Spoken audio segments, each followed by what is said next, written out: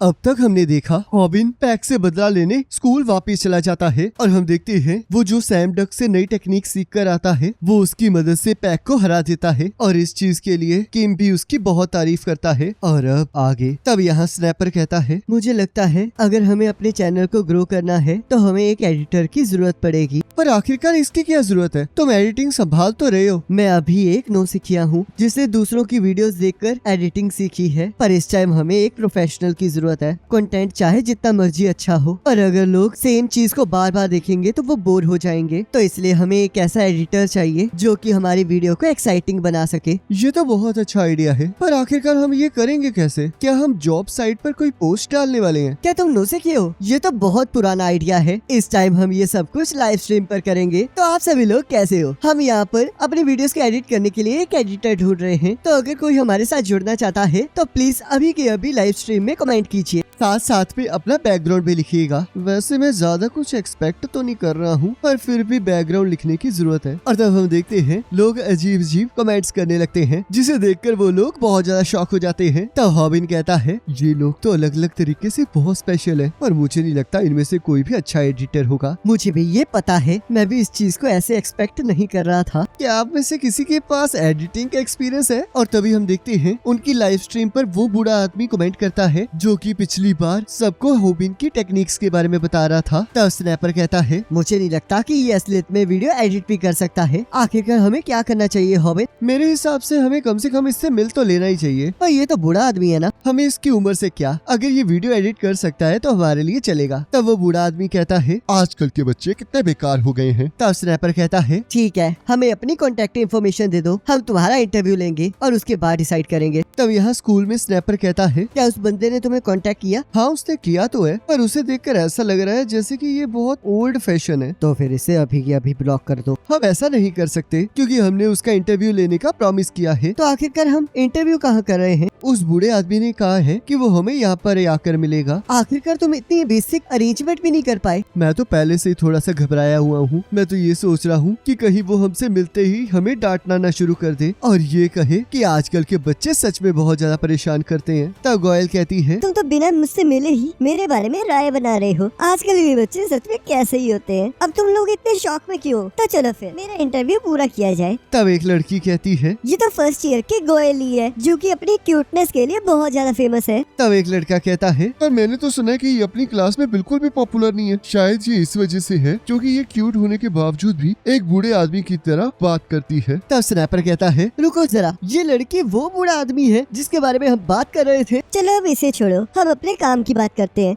मुझे यकीन ही नहीं हो रहा, ये तो एक छोटी सी लड़की है। इस तरह किसी को उंगली नहीं दिखाते। तब हम देखते हैं गोयल के छूते ही स्नैपर गोयल के साथ अपने फ्यूचर को इमेजिन करने लगता है, जहाँ पर वो काम करने के बाद गोयल के लिए फूल आया होता है और उसने अपने कुत्ते का नाम हॉबिन रखा होता है। तभी वो कुत्ता उसे होश में आने के लिए कहता है। तब गोयल कहती है क्या तुम मेरी बात सुन भी रहे हो? रुको जरा, तुम क्या कह रही थी? अरे हाँ याद आया, तुमने तो हमारी एक वीडियो एडिट की है ना। मुझे यकीन नहीं हो रहा कि सिर्फ हाथ पकड़ने से ही मैं दिन में सपने देखने लग गया, और ये तो सच में बहुत ज्यादा क्यूट है। मैंने इसमें सब कुछ किया है, तो तुम्हें ये कैसी लग रही है? तब हम देखते हैं गोयल ने उनकी 150 के सब्सक्राइबर्स कंप्लीट होने वाली वीडियो को एडिट किया होता है। तब स्नैपर को गोयल बहुत ज्यादा पसंद आती है और वो कहता है तो चलो अब तय हो गया, अब से ये हमारी एडिटर है। तुम इस तरह अपने आप डिसाइड नहीं कर सकते, पहले मुझे इस वीडियो को अच्छे से देखने दो। तुमने तो यहाँ पर उन व्यूअर्स के कमेंट्स को भी रखा है जो कि बहुत ज्यादा फनी थे। फनी कमेंट्स वायरल हिट का बेस्ट पार्ट है, तो इसलिए मुझे ये तो करना ही था।